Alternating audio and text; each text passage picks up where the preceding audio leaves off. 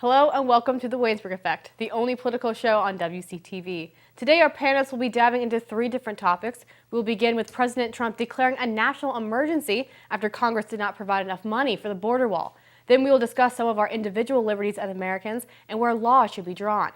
We will start wrapping today's show with a discussion on the 2020 presidential candidates, who will run, who should run, and who we think could win. I'm your host, Emily Bennett, joined on the desk by Michael Capelli, Jared Weicker, and Antonio Palulo. Relax and get comfortable and enjoy some heated political debates here on the Waynesburg Effect. You don't know what's going to happen with the hurricane. You cannot predict its path. And he didn't clearly understand what his job was there to do. And that's sad because he's just a statistic now. Total lunacy. It's an alarming statistic. That ended up winning the National League to face the Red Sox in the World Series. But clearly he didn't understand the context of the speech. If you haven't heard me talk about this yet, I'm sorry. Come on, people now, smile on your brother, everybody get together, try to love one another right now.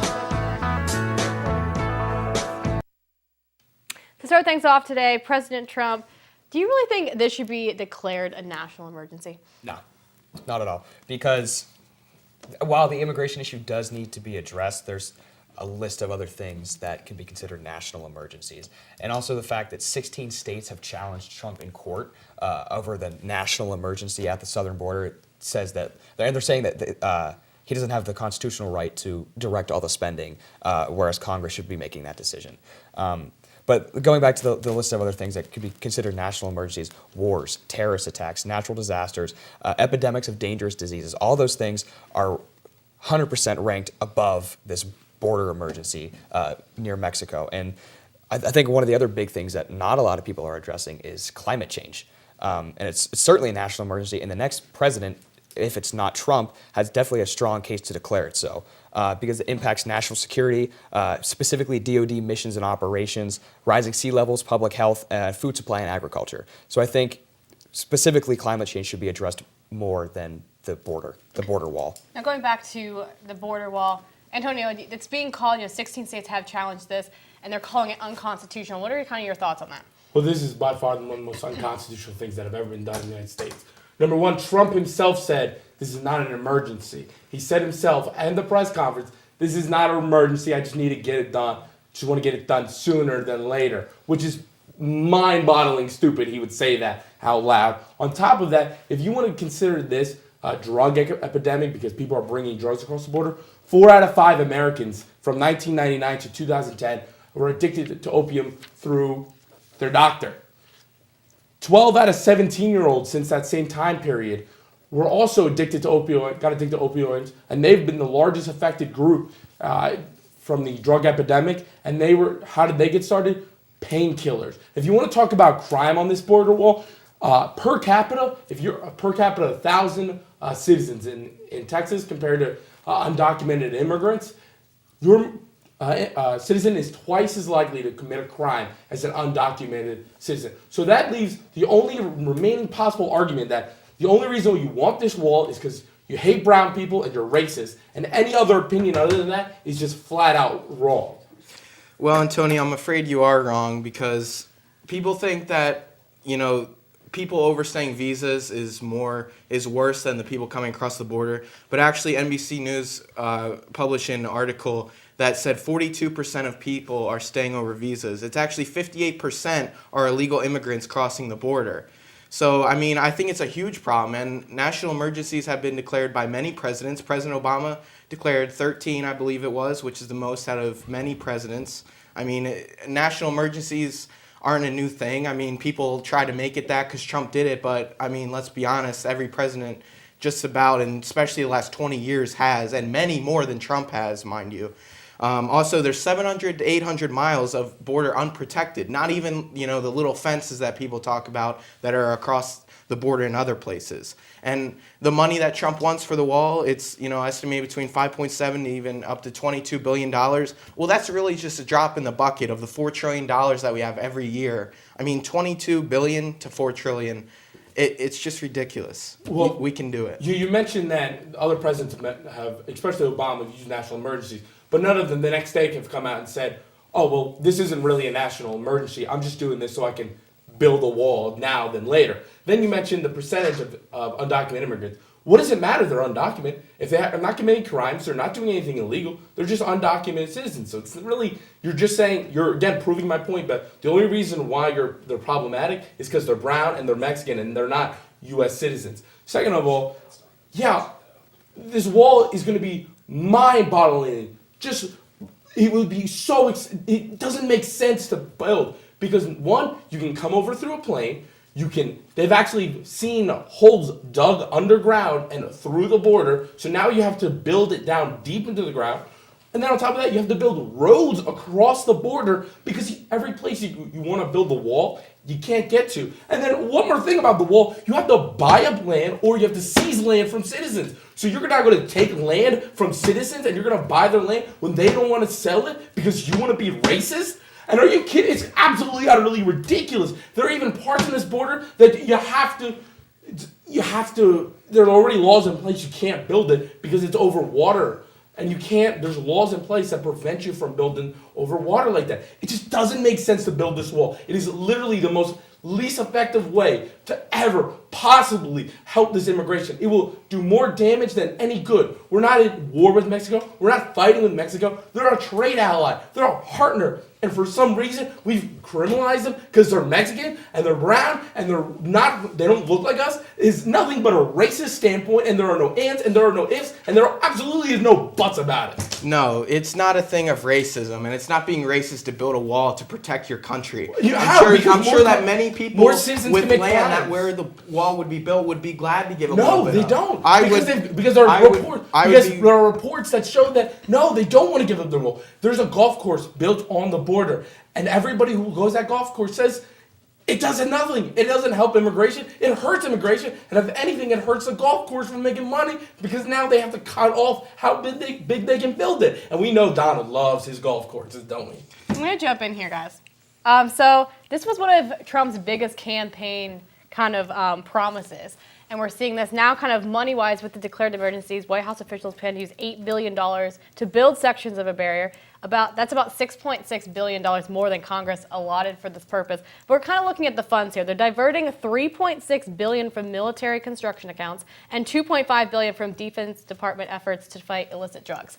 So let's talk about a little bit about that money. Like, I know you're talking about the race. It's just to kind of just about not allowing Mexicans into our country. But let's talk about the money a little bit. Like, what are your thoughts with, the so many funds kind of being diverted into different places for this to even possibly happen? I think that the whole idea of spending that much money for this wall specifically is kind of preposterous. I don't think that first of all, I don't think that we need the wall to begin with. Second of all, I think that we're going to be spending far too much money on it. So if we're going to be spending that much money and diverting it from other funds, then what's the point, honestly? And then on top of that, even if we cut our military budget by 70%, I believe it is, it might be 60, 70. I haven't seen the recent numbers. We'll still have the largest military in the world, and it won't even be close. Nobody will have more weapons than we will. Nobody will have a bigger army than we will. I'd rather see that money put back into schools or some sort of education fund. Well, I already touched on it earlier. Really, you can go up as high as you want, but $22 billion, that's the most I've seen projected. Again, it's a drop in the bucket for $4 trillion. We just saw California try to build new rail lines, spend millions of dollars that ended up to be nothing, wasted, just taken away, gone, for trying to build silly rail lines for, worrying about the climate and stuff, which that's another topic, obviously. But, really, I just don't see how it's a big issue to allot money like that to the wall. And we'll definitely continue to see what happens with this, with the 16 states challenging. But that's going to do it for us for this segment. When we come back, we're going to talk about our civil liberties right here on The Wu Effect. Hello and welcome to The Journey, WCTV's only faith-based program. Over the course of this semester, we are going to walk with students through their daily lives and take a look at how faith impacts them.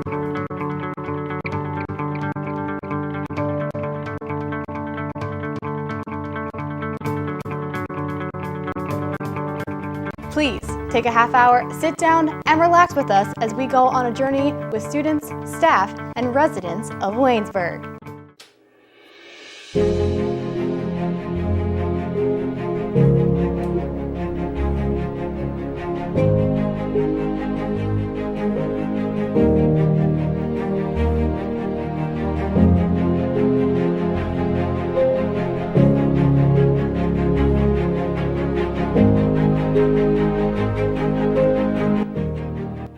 Welcome to Watch This. I'm Brennan Rossai. And I'm Chris Hulse.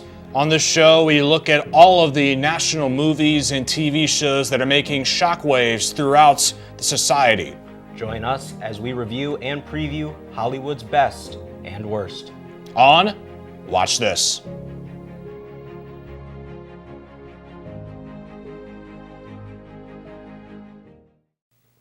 Welcome back to the Waynesburg Effect. We're going to talk about kind of civil liberties here. So, Antonio, what civil liberties are you really seeing challenged these days? You know, the LGBTQ groups have really made a lot of progress in the 8 years under President Obama. We saw the legalization of gay marriage, which is one of the greatest victories in the history of the United States. And now you have a West Virginia Mercer County delegate, Eric Porterfield, coming out and saying that the LGBTQ groups are worse than the KKK and are terrorist groups. And it's astounding that a group that's focus and goal is love is under attack like this. And it's amazing that these rights are being under attack when in reality these people just want to share love. And it's stunning to see that love and caring is being attacked in the United States right now. It's definitely hard for me. I mean, I have my personal religious views with gays and stuff like that, and it's not something I really support, but I also do not believe you should be hating anybody. We're all humans on this planet. So it hurts me, even though I don't believe it and support it. I do love those people, and I hate seeing that. No one should be hating on someone because of, you know, maybe they love the same gender. I tend to agree with there, but what it comes down to is with stuff like this is a separation of church and state. Sure. So I think that you obviously can believe whatever you want to believe religiously. You can be Christian, Muslim, Jew, but don't let it affect legalizing certain things like gay marriage, because I think everyone should be able to love who they want to and be able to marry who they want to. And I found a study from UCLA from 2012 that said children in particular benefit from marriage equality, because more than 1/4 of same-sex couples were surveyed raising children, and that the children were happier and benefited more from it. So I think that to say that you don't agree with a man's right to marry another man because of your religious views is astronomical, and it's crazy. And I think that we need to be able to separate more church and state with things like that. Jared, well, I see your point there about separation of church and state, and that's why I think that we should have just let the states figure that out instead of a federal ruling. We should have let states vote on that themselves. I mean, I agree with not hating people just because they have other beliefs, but I also think it should have been dealt with a state level, because a federal ruling, that obviously hurts other people that disagree with that. So by letting people in states vote and let states individually decide on that would be the best solution. It would have been the best solution. Well, you make an interesting argument there, but one of the things I'll never understand is what impact will it have on you or your. I mean, Capelli just shared a fact that says gay marriage is better for everyone.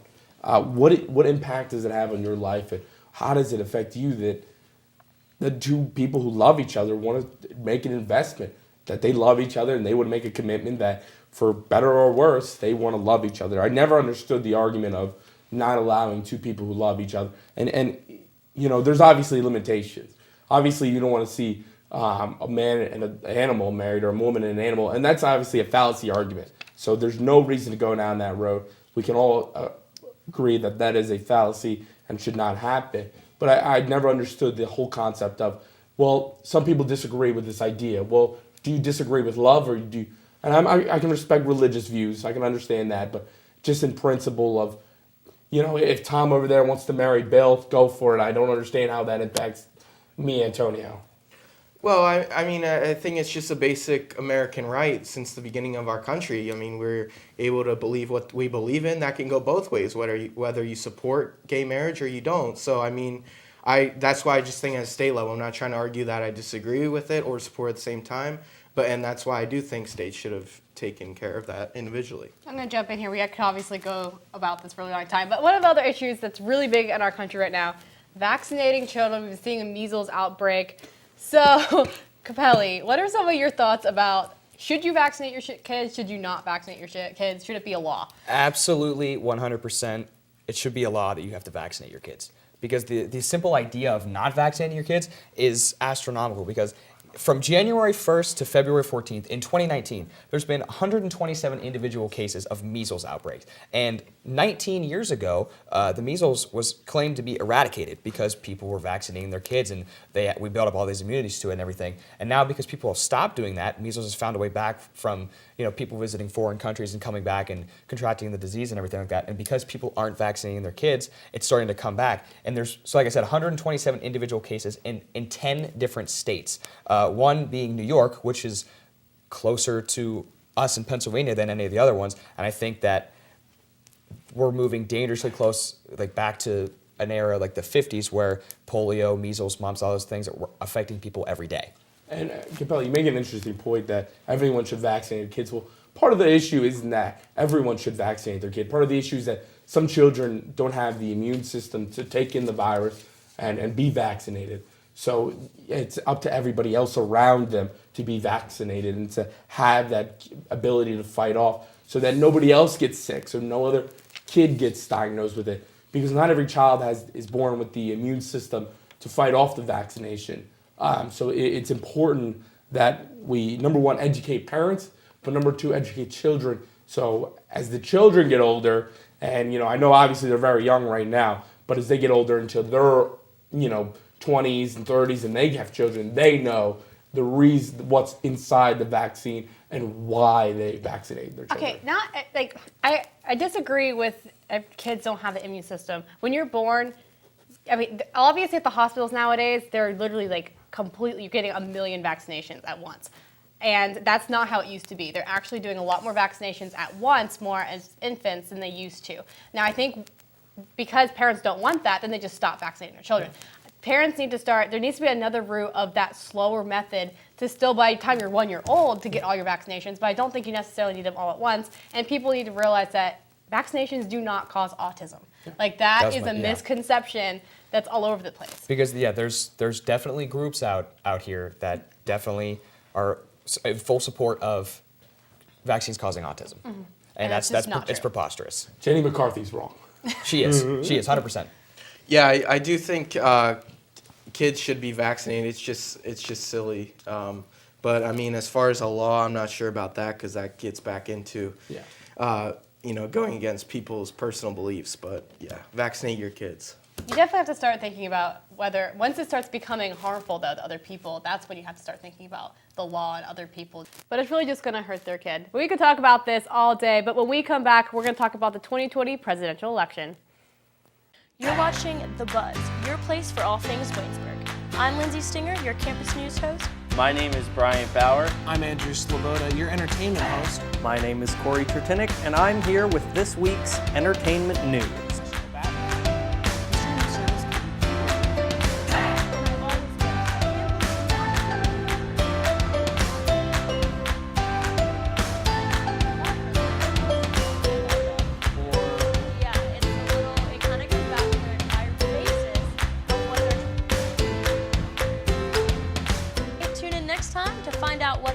On campus.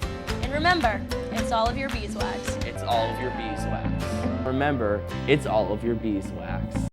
Welcome into another edition of Jagged Sports Weekly. The homecoming game against Carnegie Mellon. And finally, Hugh, we're starting to see this offense put together some drives and really... We kind of saw the offense just compile together and have a great showing. Chad Walker, 61 rushing yards and a touchdown. And the receivers, it just wasn't one main guy. It was Cole Booth, Joan. 25-23 and 25-18.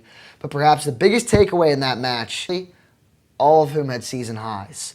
They only had one block in the entirety of the match. We run our best race at regionals, we can make it to nationals. Continuously see him. We saw him a couple weeks ago. Game-clinching interception for the football team. We're back on the Waynesburg Effect, and it's time to talk about the presidential election. So, Jared, do you so many Democratic candidates are coming forward, but do you think any actually have a chance against Trump? Well, the way I see it, none of the candidates for the Democrat side have a chance, but we can go through some of them. Elizabeth Warren, I mean, she's really been derailed after that Native American study that they did on her. I mean, they found that the average person walking around the U.S. right now has more Native blood in them. Bernie Sanders and his socialist propaganda, I mean, you really have to be out there to really roll with him. It's really a small crowd of people. We saw that when he went against Hillary Clinton. I mean, speaking of Hillary Clinton, if people think she's gonna run again, she lost the first time. Why would she pull out a win this time? Also, Joe Biden, people like to bring him up. It's interesting, but I think he's way too moderate. We just saw after George Bush, after he went out of office, we've had a very leftist Obama, and now very up there Trump, right wing side likes to get people going. I think Joe Biden is just way too calmly mannered and also moderate viewpoints.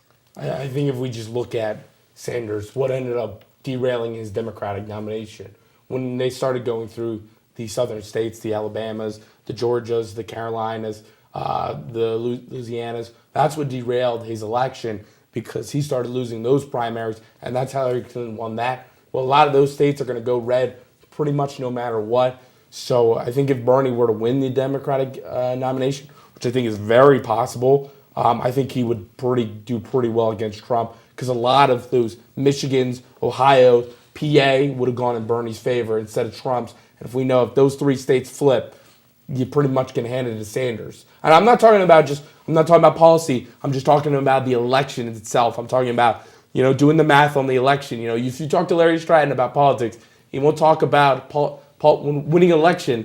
He won't talk about policy when it comes to winning election. He'll talk a lot about winning numbers, winning counties, winning states. Elections aren't about policy as much as we like to think it about. It's about winning the states you need to win and beating the people you need to beat. I kind of agree there, because I think you could say a lot of things during your campaign, like Donald Trump did, and not necessarily follow up on them, even though he is trying to follow up with the wall and everything.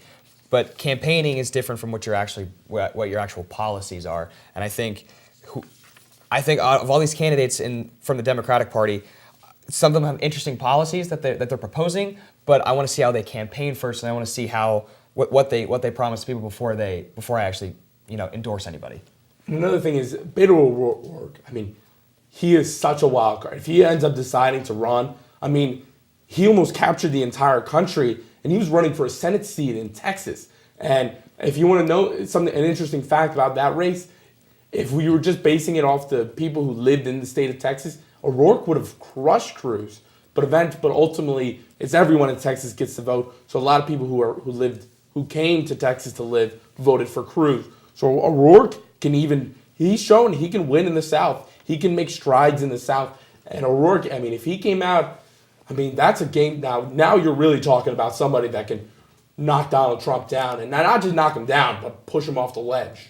Here's the thing, though, is I understand that, and I like some of these other Democratic candidates too, like Kamala Harris and Cory Booker, but I really and truly don't think that any of them have the capacity to beat Trump. I think Trump has such a firm grasp on rural America that none of them can even stand a chance, honestly. And I've been the biggest critic of Trump too, and I really, as much as I don't want to see him in office again, I really think he's going to be in there for another 4 years. That's a great point, but it ultimately comes down to it's a numbers game. Do you know how Trump won by less than 100,000? I think 50,000 around that was, or he was 100,000.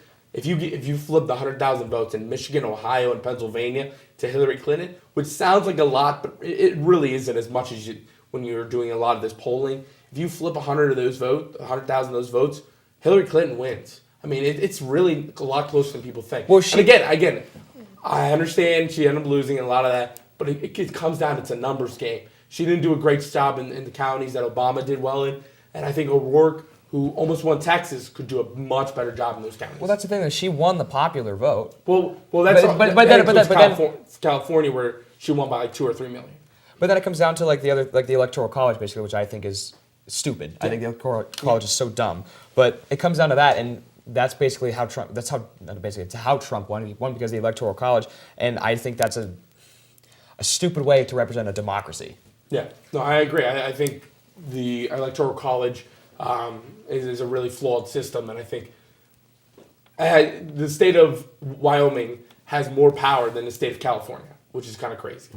We could definitely go on and on about this all day. I'm just going to throw a little personal thing. We didn't talk about the Republican side of things, but there's really no one running against Trump. But I wanted to say this thing about Nikki Haley. I would love to see her run. But I'm a Patriots fan, we all know this. And they said that would be like Tom Brady trying to push out Bill Belichick. That would never happen. But I'm still rooting for Nikki Haley at some point. But when we come back, we will talk about some of our personal commentaries right here on The Woo Effect.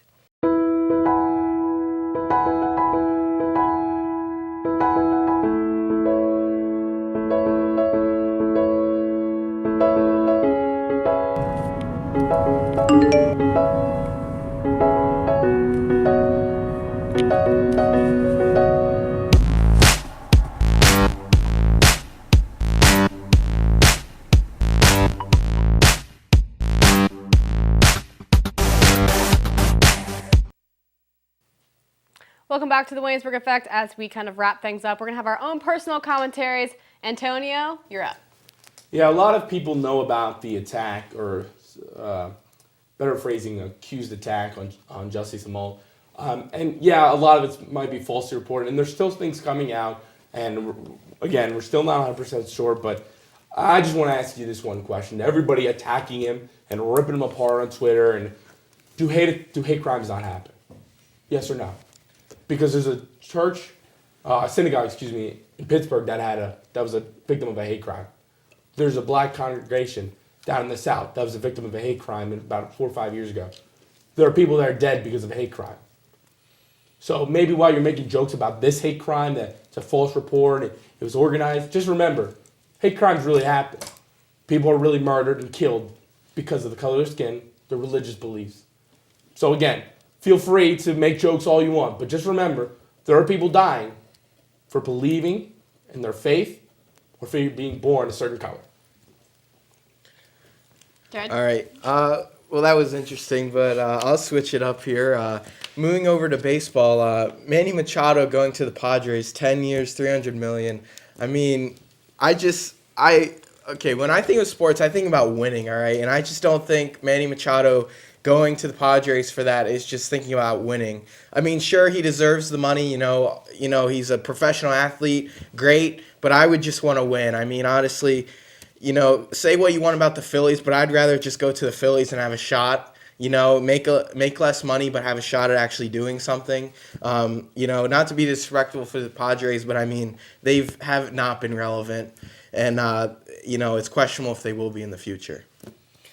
Well, that just reopens the debate about, you know, winning or money over winning, and that I think that's dumb. But kind of switching gears to the legalization of marijuana, I am so for this that it's not even funny, because I think there's tax benefits, health benefits to legalizing it, and I know a big argument for it is that it's a gateway drug, and it's totally not a gateway drug because I know so many people from their personal experience have said that they've used marijuana and that they have not been pushed to use other drugs like heroin or cocaine or anything like that. And also, I think another thing to it is that it creates jobs because of all these distilleries that are going to be popping up.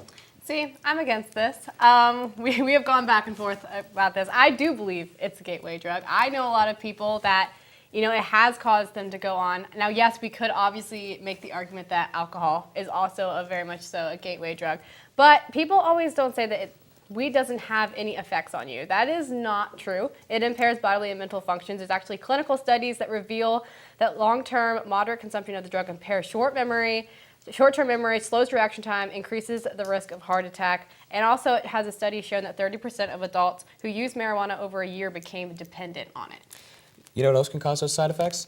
Sleep deprivation, which happens all the time. But Alcohol, cigarettes. You gotta start thinking about the managers that are, you know, people can't even pass a drug test. Now, if we legalize weed, no one's going to be passing a drug test. But think about if alcohol was on a drug test. How many people would fail then? Everyone would fail. A lot more. And I'll look at it and just look at all the tax revenue. It's just free money just laying there. Look at Colorado. It's just free money, baby. We could fix all the roads in Pennsylvania, help pay for our school and everything. To me, that is not the way to, you know, fix a road. Is to like, oh, go ahead, smoke some weed. But anyway, we could go on about this for a really long time, but we're not. So make sure that's going to wrap us up for today, but make sure you stay tuned to the Waynesburg Effect for more heated political debates.